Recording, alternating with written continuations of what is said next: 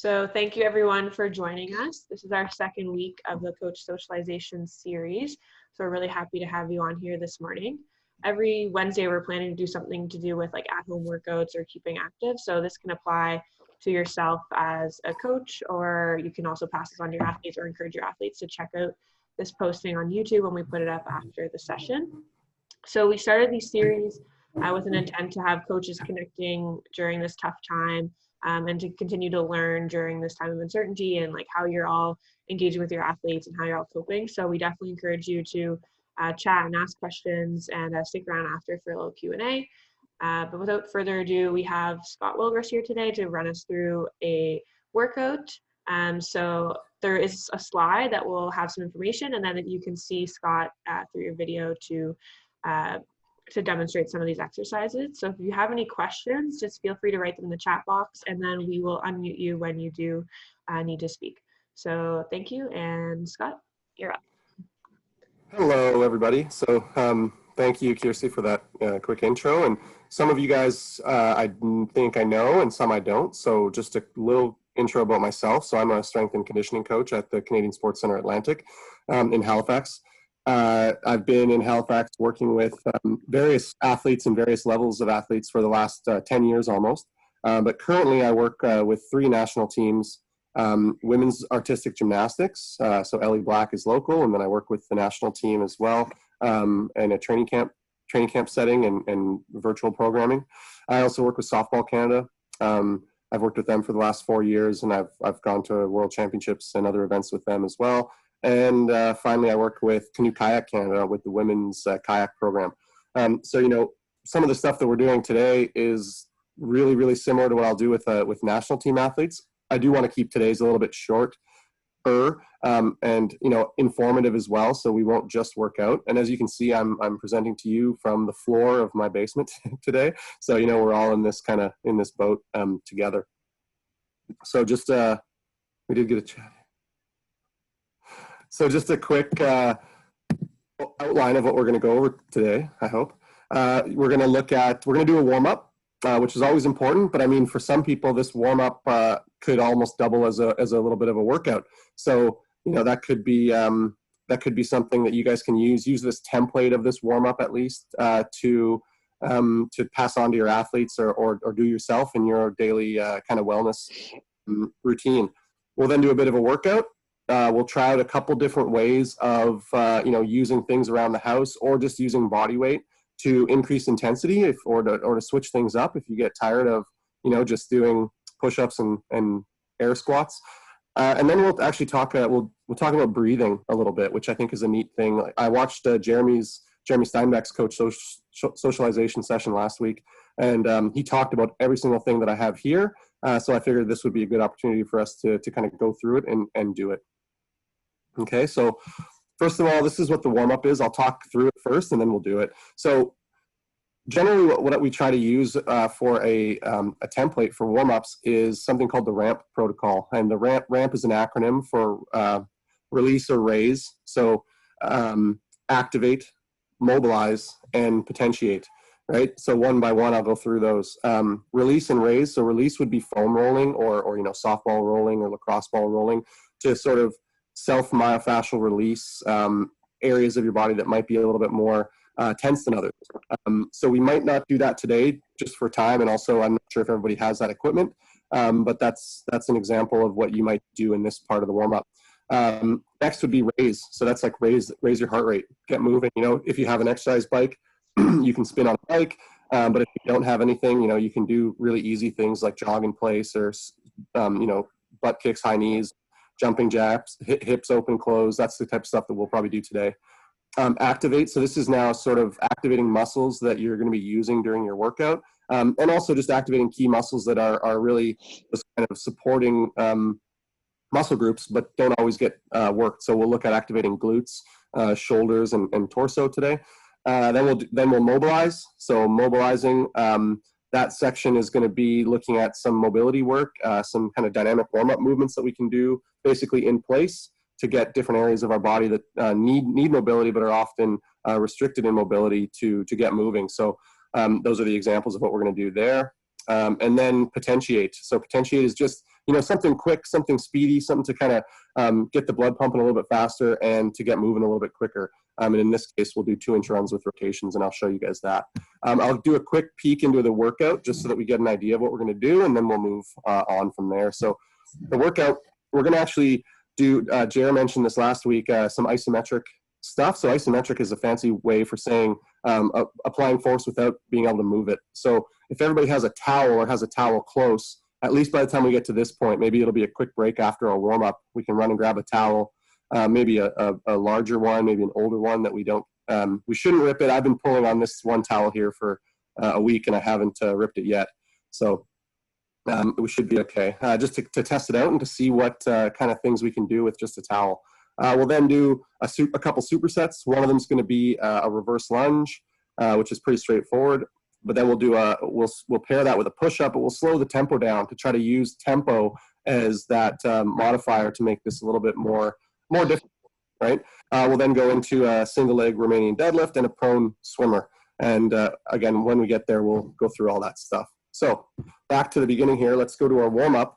And I'm going to do this stuff with you guys. So let's stand up, and we're going to get moving with the raise portion. I'm going to start my watch so that I know what we're doing.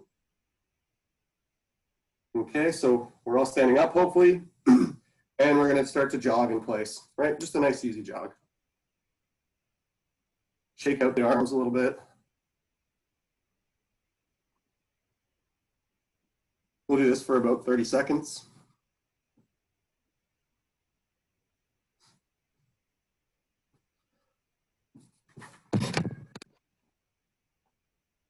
By the end of that, 30 seconds, we'll start to mix it up a little bit. Let's do a butt kick every 3 steps. And now it's going to be 1, 2, kick, 1, 2, kick, 1, 2, kick. Okay, keep that going now.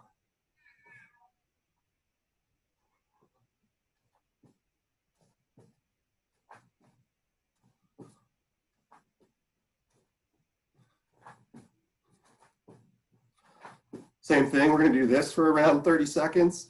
And then mix it up a little bit more. We're going to go high knee every 3. So it's going to be 1, 2, knee, 1, 2, knee, 1, 2, knee.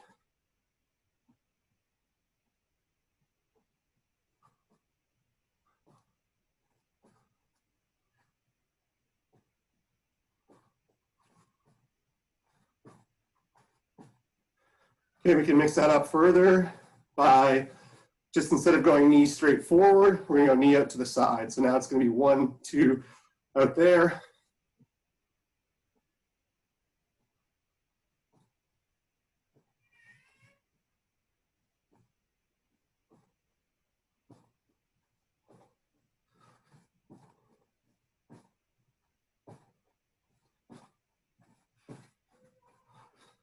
Okay, now we can go back to just jogging in place.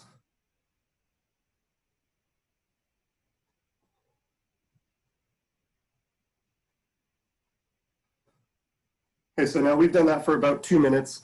Again, we could have extended all that out or done a few more things, but we'll move on to the activate section. So we're going to do single leg hip extensions. So what I'll get you guys to do is lay down on the ground. Okay, we're going to have pull our feet in so that we can just barely swipe them with our fingers. Okay, once you've found that spot, you're going to hug one knee, lift the toe on the other foot up, push through the heel, and we're going to do 5 hip extensions on this side. 2, 3, 4, 5. Okay, and then switch sides, 5 on the other side. When we're doing these, we're trying not to overextend, right? We're not trying not to hike up our low back. Just squeeze until we're nice and even, and then squeeze your glute at the top. Okay, we'll get another chance. We'll do 2 rounds of both of these. And we're going to move on. So that was more of a glute activation type exercise, glute and low back. Now we're going to do a shoulder and torso type activation. So we're going to do a high plank position like this. Feet are about hip width apart. Hands should be right underneath your shoulders. And you're going to tap each shoulder, trying to stay as steady as possible for a total of 10 or 5 on each side.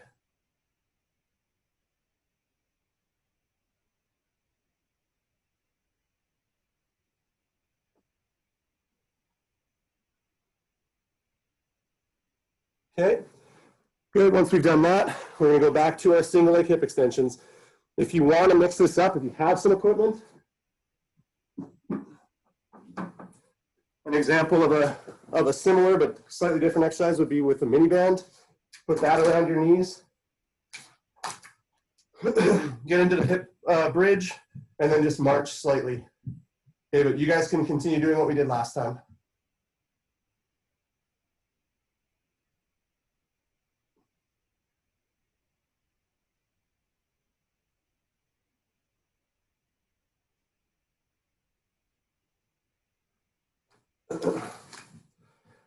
Okay, and then we'll do our second set of shoulder taps. Right, so it's just like what I showed you is a bit of a variation. You guys can do the shoulder taps again, or you can do a high plank with a reach. So I'm going to reach at the camera every other time here. 1.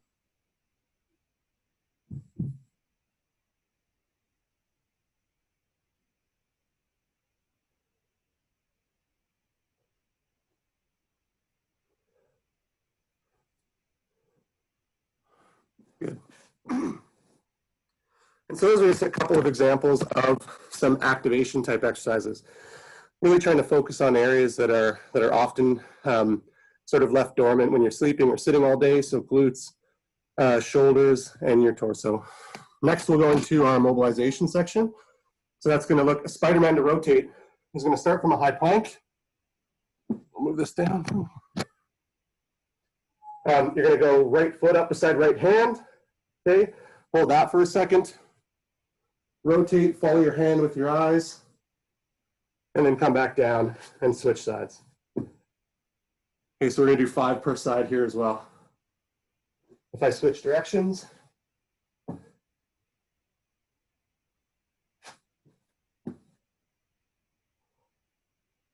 notice my back leg is nice and straight. I'm kind of trying to activate that glute on the back side.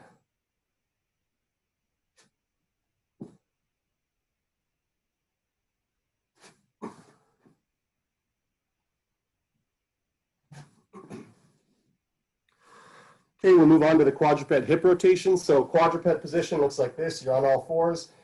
Hands are underneath your shoulders. Knees are underneath your hips. Okay, what I'm going to do is I'm going to pretend there's some sort of barrier on the outside here that I'm trying to reach my knee over top of. So I'm going to bring my knee up to my chest nice and slow, rotate out and around, and come back in. And we're going to do that 5 times on each side.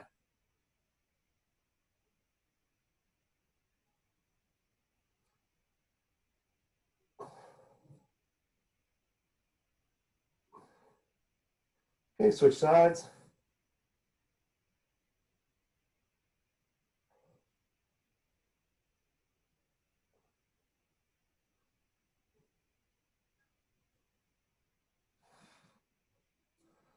Good. Now we can move back to our first exercise in the mobilize section, the Spider-Man to rotate.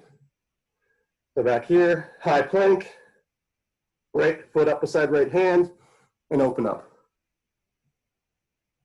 And switch for 5 per side.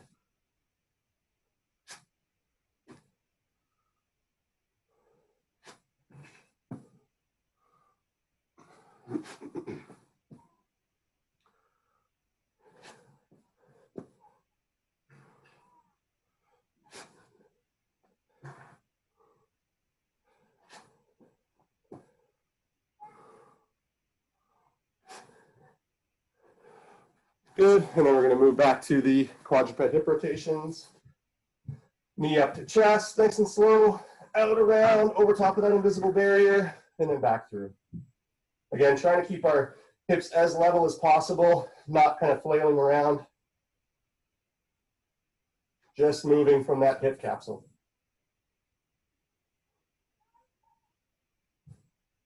And switch.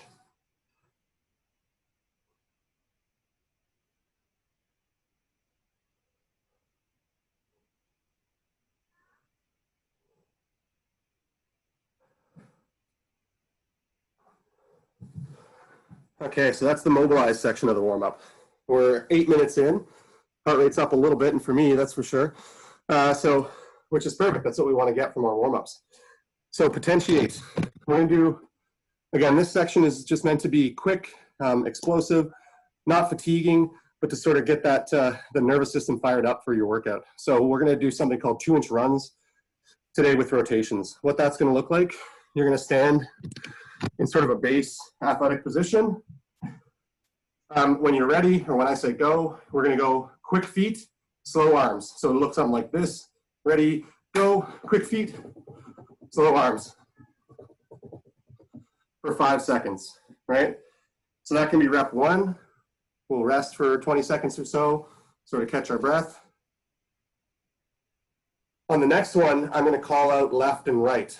So when I call out left, you're going to be going, rotate your hips to the left, and then come back to center. If I say right, you're going to rotate to the right and come back to center. Sound good? I don't know, I can't see anybody. We got a question here, I'll do that quickly. Kenny's tired, that's good. I told you guys the warm-up would be as intense as the workout.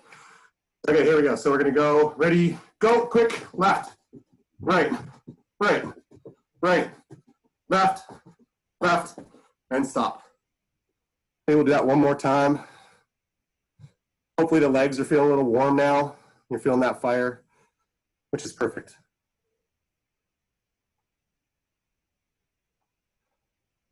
There's a bunch of different things you can do in place of these 2-inch runs.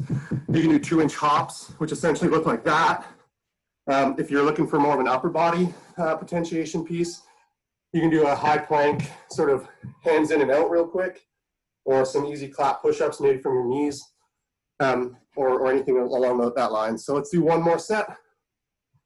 Ready, go, left, left, right, left, right, and stop.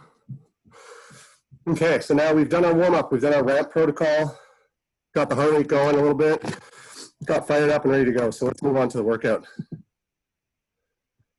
So as I talked about last, one sec. As I talked about earlier, this could be a chance to run and grab a towel to use for our isometric towel row, just to kind of get an idea of what it feels like, what the position might be like, and something that you might be able to use for your athletes to maintain strength. So again, isometrics are a fancy term for contracting but not actually moving, and it has been shown to be a very good way to maintain and improve strength at specific joint angles. Okay, so what we'll do now is we'll go ahead and do our isometric towel row. So I've got my towel here. I'm going to do rowing, so I'm going to get both feet on top of the towel, right? I'm going to set up an elbow angle that I want.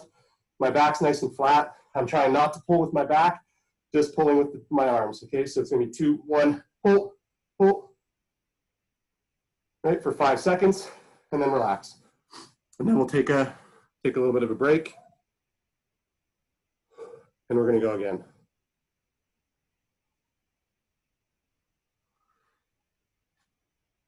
Okay, let's go one more time. You know, you can mix this up as well. If you want to just do a single arm row, right, we can row it this side. So ready, and pull, pull, pull, pull, pull, and stop. And just for another example, that's been upper body pulling so far. You know, that's one of the things that is generally pretty tough to do at home. But I can show you another example of a lower body strength exercise with the towel in a split squat position. So we could be in our split stance position, right? 90 degrees on the front leg, torso nice and straight up and down.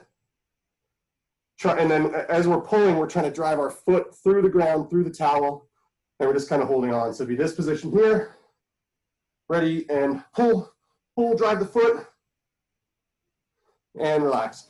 If anybody did that with me, you probably felt, you know, a nice burn in the in the glutes and in the quads, and that's perfect. So we know that we're activating the right muscles. Again, if you think about strength, you can actually be stronger isometrically than you can concentrically, meaning that you can apply more force without moving than you can actually moving a weight. So this can be a very, very potent strategy to improve strength. Now we're going to move on to our next couple supersets. We're going to do reverse lunges and push-ups. Okay, so Reverse lunges are going to look something like this.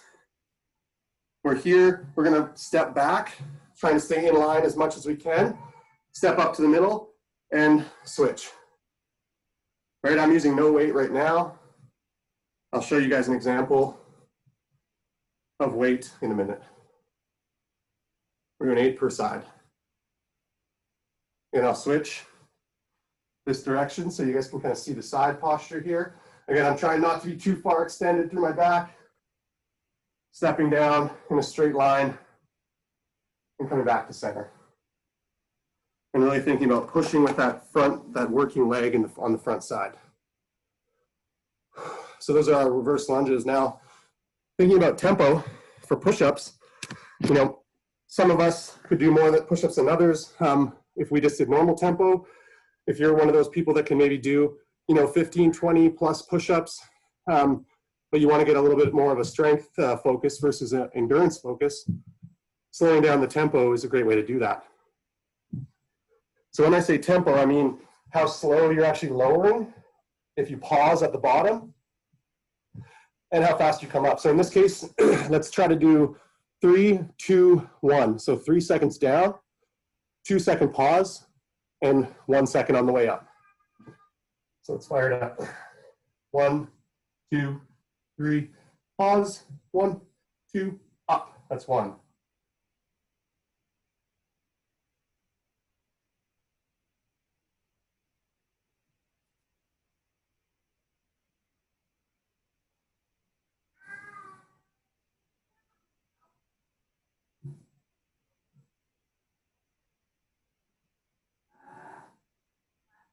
Up. There we go. So that's our push-ups. We'll take a quick rest here. I'll talk a little bit about push-up technique and not allow myself to catch my breath one more time. So, you know, a lot of people, you know, push-ups are an easy exercise to be able to do. You can do them anywhere, but, you know, the technique is key. One of the first things that you'll see people doing push-ups incorrectly is those shoulders are hiked up towards their ears, right? We want to have shoulders back, thinking about pulling our shoulder blades back into our back pockets, and set those up nicely there. The next one is either a big pike or a sag in the lower body. And again, we're looking for a nice straight line from your ears to your shoulders, to your hips, to your ankles, and maintain that as much as we can the whole time. To do that, you know, we can think about pulling our ribs into our front pockets. We can think about squeezing our glutes that might tuck our tailbone underneath, and doing those types of things will be really, really helpful. So this is a chance when we do our next set of reverse lunges, if we have some weight available to us, you know, like I have some dumbbells here that I could use, but if I didn't have any dumbbells, I could strap a backpack on my back full of textbooks or full of, I don't know, rocks or sand or whatever you have around that can up the weight a little bit. If you have a child at home, I was thinking about grabbing my son, but he sounds like he's busy right now upstairs. You know, you could hug your child in the front or give them a piggyback ride while you're doing this, which is going to be, you know, get them involved and be some fun, but it's another way to add some external load. And finally, you know, if you have a big, you know, an empty 4-liter milk jug and you want to fill that up with water, you probably don't want to waste the milk, but fill it up with water and use that as a weight. You know, you can have it by your side here. You can rack it on the front right here, right? And this is going to kind of change up the loading a little bit. So just some different ideas to use, things that are around the house. Okay, so let's get back into that. We'll pretend that this weight is my my milk jug here, and we're going to go for reverse lunges. This time I'm doing them all on one side.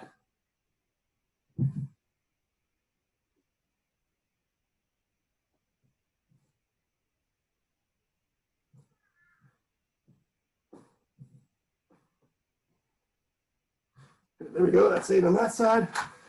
And we're going to switch the side here. If you don't have any weight or anything to use, again, slowing down the tempo can be really, really powerful here. Pausing for 3 to 5 seconds at the bottom can be really powerful here as well.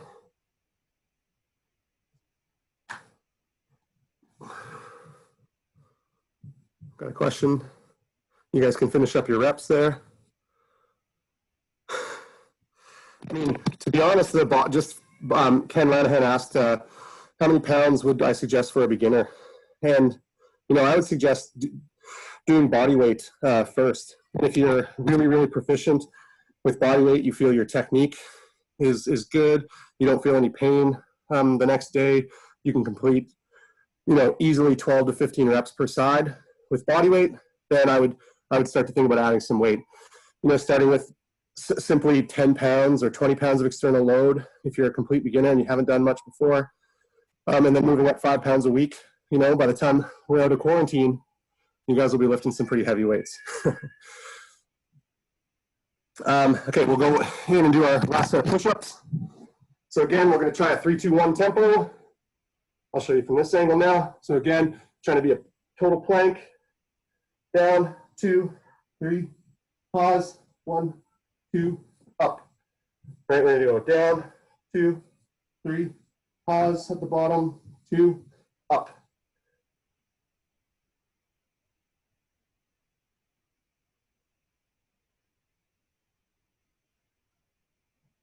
All right, and one more rep for you guys. And then we're going to move on. So single leg RDLs.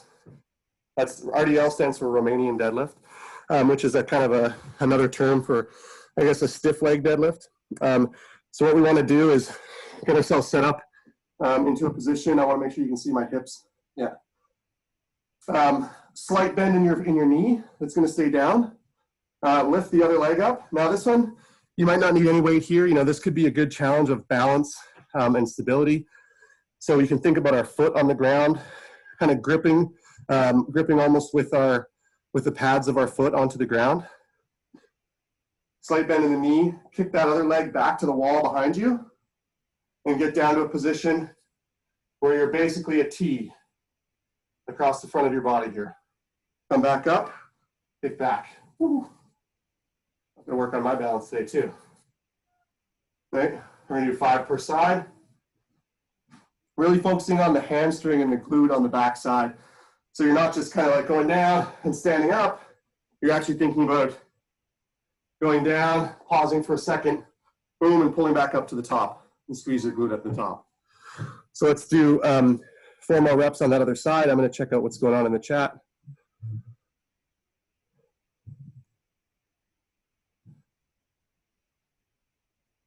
Good. So the prone swimmer. This is an exercise that would be great for you if you have, if you're a throwing sport, obviously if you're a swimming sport, and it's just good shoulder mobility, but also shoulder activation and strengthening a little bit. So I'm going to try to give you the best view that I can here. And I'm going to try to go, so I'm laying on the ground with my hands facing out in front of me, forehead on the ground. I'm then going to lift my arms, rotate them around, try to hover over the ground, and bring my hands behind my back without touching my back. Then I'm going to repeat. So I'll do one more like this. Relax, arms up, rotate around, tuck behind your back, and then come back to the center. Okay? So I'll go from a different angle. You guys continue if you're doing it. Here, reaching out. Lift up, rotate around. And don't worry if you can't get all the way around. If you have to stop at a certain point because you don't have the mobility or there's some pain involved, that's no problem at all. That's where you're at right now, and you can kind of use that as a starting point and progress from there, right? So that's perfect. Hopefully we're done our prone swimmers. We'll do one more set of RDLs and prone swimmers. Then we're done the workout, and we'll get into our breathing. So RDLs, if I was going to use some weight, again, I would use it on, one way to do it would be to use it on the opposite side. So if my left leg is the working leg, use the weight on my right side, reach down to mid-shin, pop back up. Nice and slow on the way down, controlled, pop back up.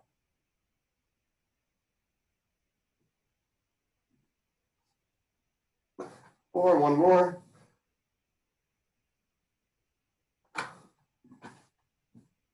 I'll switch sides.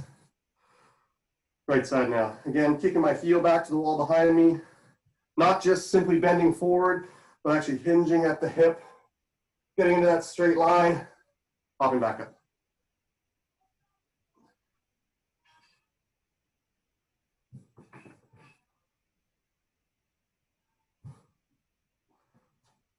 Good. Done 5 on each side there. Then we're going to want to get into our prone swimmer again. All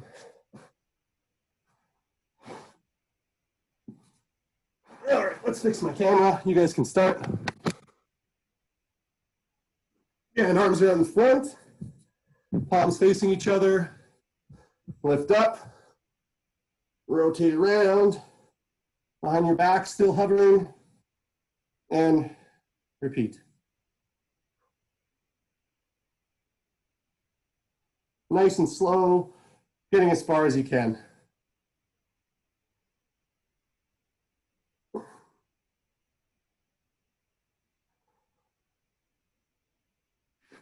Good, so a couple more reps for you guys. And I'm gonna get ready for the next piece. And while you're finishing up, so I kind of showed you for our isometric towel row, I showed you a couple of different examples of things that you could do. It's the same with these. What I tried to get here was I tried to get a squatting type movement, which was a reverse lunge. I tried to get an upper body press, which was the push-up. I tried to get a lower body kind of deadlifting or pulling type movement, which was our single leg RDL. And then I tried to get a upper body posterior, back type exercise, which was our swimmer. This would be a perfect template though to use and switch it up. So, instead of the reverse lunge, you could substitute something like a goblet squat, bodyweight squat, a kettlebell front rack squat, step ups, anything like that. Push-ups, you could put in, if you have dumbbells, you can do a single arm dumbbell press from the floor. You can do a shoulder press type movement. You can really mix it up as long as it's an upper body press. For that single leg RDL, if you have a lot of weight, you can do a conventional deadlift. Or if you don't need a lot of weight, you can do a conventional deadlift as well. You can do a double leg dumbbell deadlift. You can do basically put your child on your back, strap him on there, not strap him on there, but hold him on there like he's a kind of a sandbag, which I was going to do with Bodhi if he came down with me this morning. And do those exercises there as well, as long as they're nice and light and it's a safe weight for you. Prone swimmer, you could do any sort of upper body pulling. If you have a chin up bar, you could do a chin up. If you have dumbbells, you can do a bent over row. If you want to make something crazy like I did here, I'll show you. I've got this plywood rig over here that essentially allows me to do some banded pulling movements. So again, if you are bored and have a lot of time on your hands, you want to call ahead to Home Depot and get them to cut some wood up for you and go pick it up. I can also help out with the specifications on something like that. So that kind of brings us to the end of our workout portion, but I'd like to move on to our breathing portion. So more of a presentation slide here, looking at breathing. So again, belly breathing is actually it's really important type of breathing, something that you need to think about doing. It's how to actually get your diaphragm to work. You can get more oxygen in. And it can really help you, day to day. Even some people, there have been reports of people who have, lower back pain or mobility issues that once they really learn how to breathe and breathe properly all the time, that sort of alleviates it a little bit. Again, those are anecdotal reports, but I've definitely heard of it. So belly breathing, we're looking at inhaling through the nose primarily, thinking about 360-degree abdominal expansion first. So that means not just puffing your belly out, trying to think about extending your sides a bit. If you're laying on the ground, pushing your lower back into the ground a little bit, just through that breath. So 360-degree expansion of the abdominal area first, and then moving up into the upper chest area. You then want to exhale through pursed lips. Again, this is going to help activate the diaphragm by providing a little bit of resistance, but also slowing down the breath. At the end of your exhale, a forceful exhalation, trying to contract your diaphragm. Essentially, that's going to feel like at the bottom, that you have to go to the bathroom, number one, and you're trying to hold it. That's essentially what that's going to feel like if you're contracting your diaphragm well.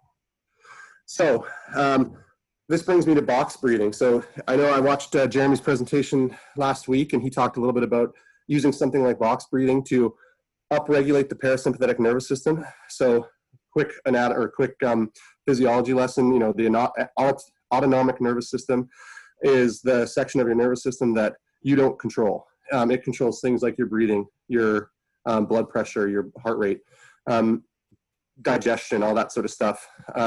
You have two sections of that. That's the parasympathetic nervous system and the sympathetic nervous system. The sympathetic is your fight and flight one, which is kind of sort of that high energy, high heart rate. If you're getting chased by a bear, you want your sympathetic nervous system to be on and ready to go. If you're not getting chased by a bear and you want to relax, you don't want to have heightened levels of cortisol, which is going to be a stressor hormone.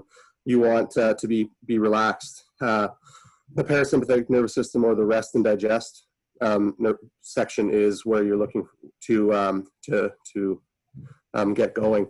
So one good way to do that is this thing called box breathing, and we'll do 2 times 1 minute cycles of it today, just so you can kind of feel it out, see how you feel afterwards.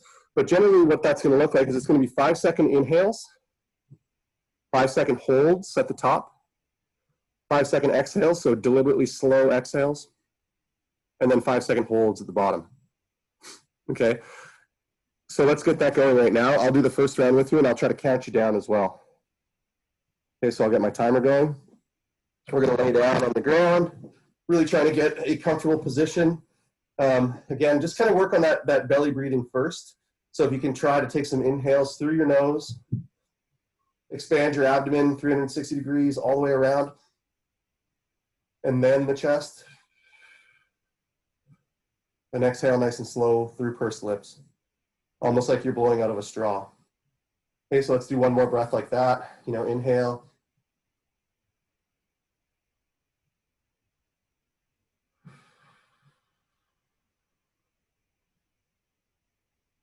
Okay, now we'll start our box breathing. So I'm going to count you down. Get ready for your first inhale. It's going to be 5 seconds, so nice and slow. Don't wait, don't rush it. Then you're going to hold for 5, pause for 5, exhale for 5, and go from there. Okay, so I'll count you down. Okay, 2, 1, and inhale for 5 seconds. Pause. Exhale for 5, nice and easy, through your lips, and pause. Inhale, 2, 3, 4, 5, pause, 2, 3, 4, 5, exhale, pause and hold, 2, 3, 4, 5. Inhale, hold, exhale, hold. Okay, so that was 1 minute. You can start breathing normally now. If you have any questions, we'll take a little break and then we'll do it one more time.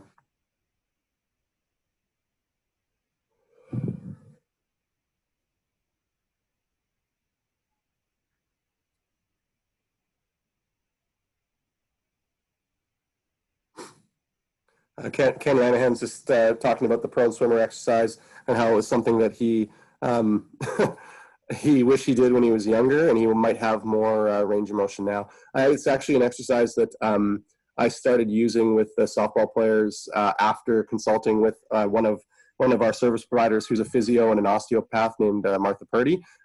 She came in and did some assessments on them and found, as anyone on here who might be listening that deals with overhead athletes, that there was a little bit of lack of range of motion that they could be using. So that's just a really easy, there's no weight involved.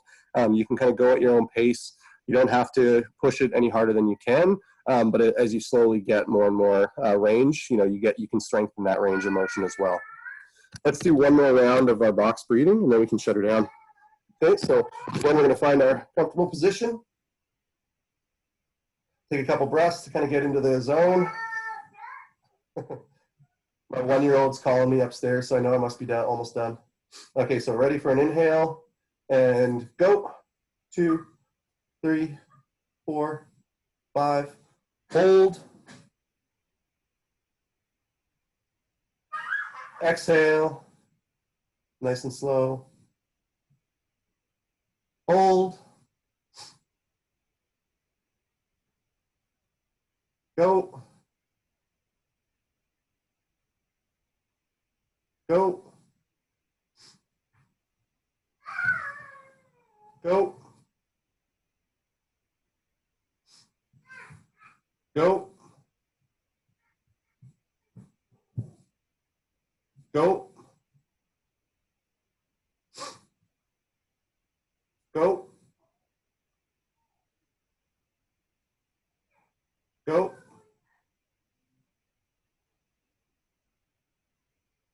Go.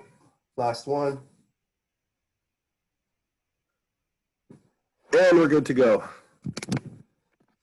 So that's essentially everything I have for you guys today. Hopefully, whether you just got a little bit of a workout out of it or you got some ideas from some things that you can use, I think that's really what I was hoping to share with you guys today.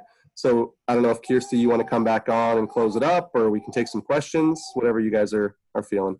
Yeah, for sure. Thanks so much, Scott. And yeah, if you guys have any questions, please feel free to unmute and ask away.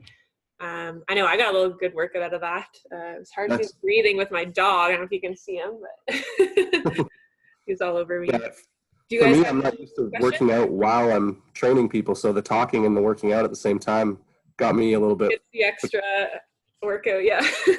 Yeah. Right up. Yeah, so it doesn't look like I have anything more. Okay, well, if you guys do have any questions, one chat box. How long do you do the breathing for? Yeah, I would say, we started with our 1 minute, which was 3 cycles today. And that's a good starting place to do. So you might do kind of 3 to 5 rounds of a minute at a time. Because I don't know how you guys felt when I first started doing the box breathing. While you're doing it, you almost feel, some of the holds are tough. But you can work your way up to 3 to 5 minutes in a row of that. And do a couple of those. So, you can start to think of that as almost your mindfulness practice. And also that you're having a bit of an impact on your autonomic nervous system. So what you hopefully, once you start to do it more regularly, you can find that, if you use any sleep apps, you're getting better sleeps at night. Maybe your heart rate variability at that night is a little bit higher. Your parasympathetic nervous system is activated. I would do that at the end. So if we were going to do a full cool down and we stretched after the workout, I would do that first, help bring the heart rate down kind of gradually. And then I would get into the box breathing. And I would just do, if you have your athletes doing it, we did last year at the end of the Pan Am, big games at Pan Am's with the women's softball team that I was at. They were obviously very, very jacked up. Like they had just won a big game. There was a situation where they beat the U.S. and, but we had to play again the next day. So what I wanted to do was, we did our stretch on the field, but right away we did some box breathing. And the idea there was so that when they got back to the village, they weren't still super amped up from that game. They were actually, at least started that recovery process a little bit more quickly. So, we did 3 rounds of a minute there, and, there was some pretty good feedback from that.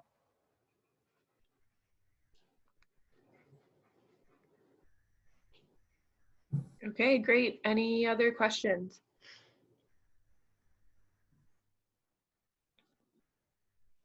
Okay, well, thank you so much, Scott. Yeah, that was a great workout. And as I said earlier, I'll be posting this on YouTube. So if you do want to pass it on to your athletes or any other coaches that please feel free to do so. And if you do have any other questions, guys, just feel free to email me. I'll put my email in the chat box. And if you have any ideas for future presentation topics, please feel free to reach out to me. We plan to host these for as long as the social distancing keeps up. So definitely send your ideas my way. But thank you again, Scott, and thank you to everyone for attending. And we'll see you at our next session tomorrow afternoon at 3 p.m. So thank you. Thanks, Kirsty.